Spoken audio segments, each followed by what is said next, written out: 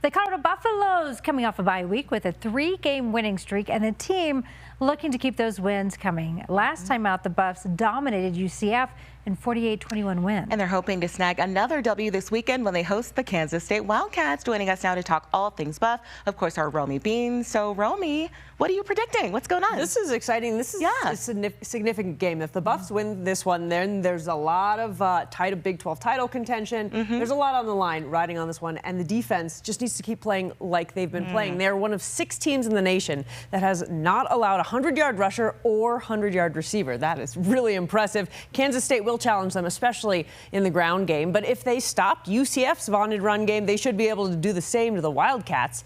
But the Buffs cannot afford to have any rust from the bye because Kansas State reminds Coach Prime of a team that CU faced earlier this season.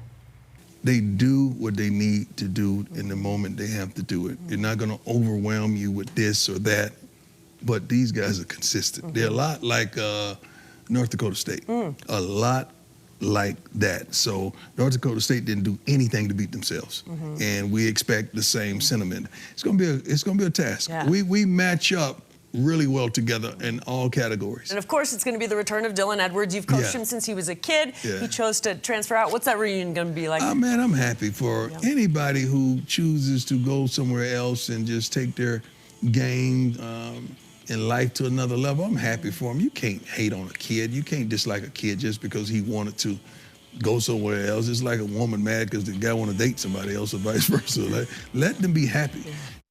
You know, Prime always has good real-world experience to put it in perspective. But there's a reason why Kansas State reminds them of North Dakota State. The head coach of Kansas State came from North Dakota State.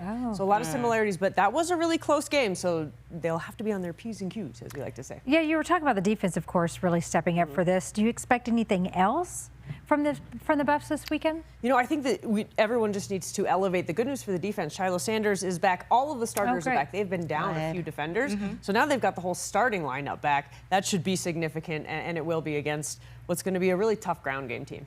All right. Thank you, Romy. And be sure to catch Romy's conversation with Coach Prime in the latest edition of Coach Prime's Playbook. It'll air right here tomorrow night following CBS Colorado at 6 o'clock.